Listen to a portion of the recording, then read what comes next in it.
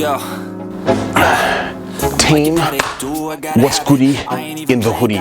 It's your friendly neighborhood personal trainer, Adriano here, all the way from Riz Fitness, my personal training studio in the Sutherland Shire.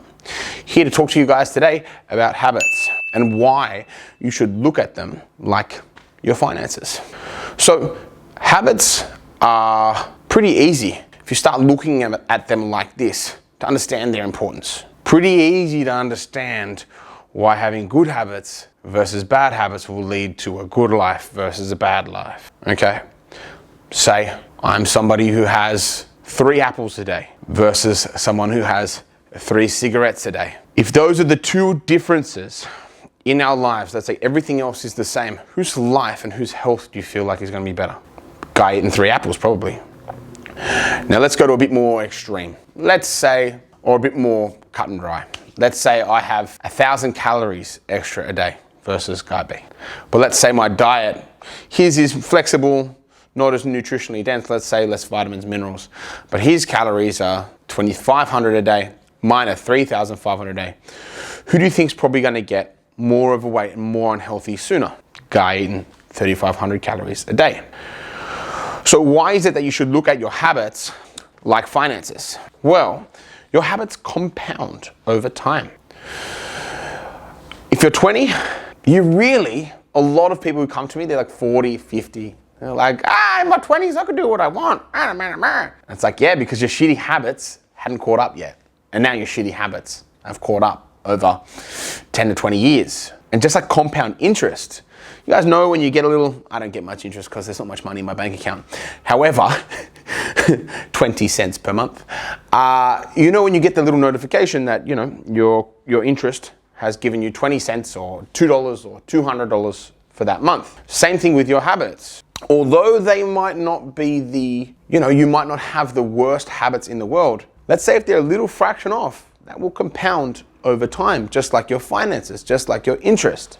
So if you want a good return on your life, a life that's free of pain, you don't have to worry about dieting. You've got dietary freedom in your choices, the ability to more or less eat what you want, not how much, but what you want, whenever you want, and not put on weight. It's these habits that keep you in check.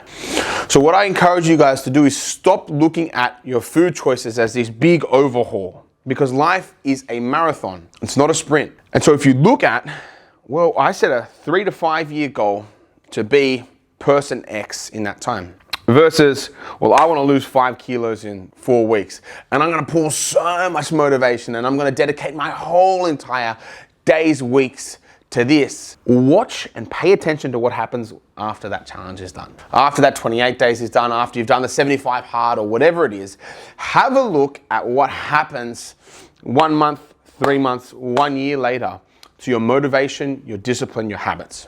I guarantee it'll be a shit show unless you start another challenge again. But I know for a fact that will get tiring really, really soon and you're gonna give up.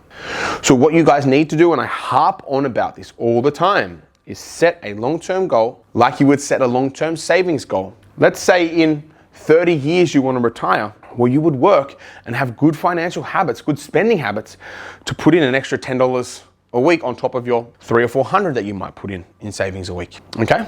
So whatever you would put in, you'd probably, a smart idea would be put in an extra 10 or 20%. Let's say if you want to pay off a loan sooner, pay off your house sooner, you're not gonna just pay off the individual installments, which is a good habit, mind you, but you're gonna wanna put in even more to cut the interest down to save you paying back your house for another 5 or 10 years. You might even save, 10 years off your mortgage. So think about your habits in that way. They can either go the good way or the bad way, but either way, if you look at your life as a 28-day challenge, you're going to be in a shit show all the time of constantly needing to lose weight, of constantly needing to make changes, of constantly needing to hire help. Instead of, I'm gonna focus on building out some mad fucking habits for a year or two and dial in on just getting it more often than right, more correct every day. That's it, 1%. 0.5% better.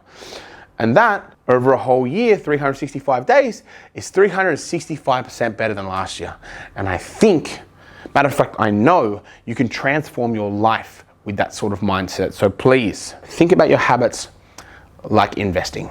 Think about your habits like they're your finances, and I guarantee you do a much better job of valuing habits versus that next 28-day challenge. Guys, if you found this video helpful at all, follow me on YouTube, Instagram, wherever at Riz Fitness. Hope this video sees you well. Like, comment, subscribe, all that good shit. Talk to you in the next one. Grab it, fuse like a magnet, lose, won't have it till I'm doomed in a casket.